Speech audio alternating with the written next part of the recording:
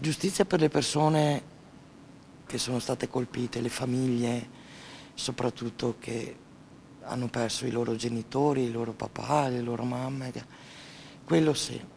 È questo che chiedono alcuni dei parenti delle vittime presenti in aula all'udienza in corte d'assise nel processo contro Paola Pettinà, la falsa badante di Sandrigo, accusata di 2 omicidi, 3 tentati e lesioni gravi a 4 anziani che avrebbe dovuto accudire.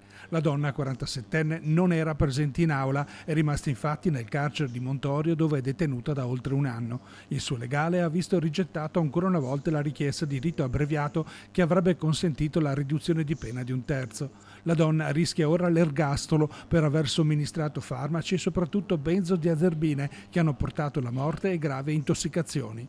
Il rammarico di alcuni familiari delle vittime che, sospettando qualcosa, avevano cercato di fare chiarezza.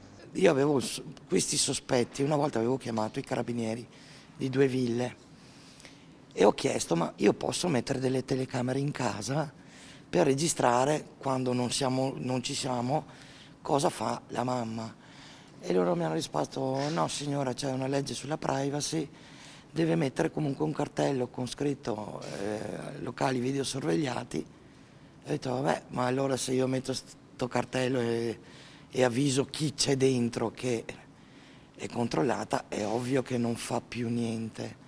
L'udienza di oggi è servita soprattutto per calendarizzare i prossimi appuntamenti dedicati all'istruttoria che si profila tutto sommato snella nonostante la mole di perizie e testimonianze che andranno acquisite. C'è stata l'acquisizione con il consenso delle parti di tutti gli atti di indagine preliminari, quindi la Corte si riunirà molto probabilmente nelle prossime settimane per analizzare tutto il compendio probatorio, oggetto di indagini molto approfondite della Procura, e quindi sarà molto snella l'istruttoria dibattimentale. Appuntamento il 26 gennaio con la deposizione del luogotenente contessa della Polizia Giudiziaria, colui che ha seguito le indagini fin dall'inizio. L'imputata sarà sentita invece dopo l'udienza del 10 aprile.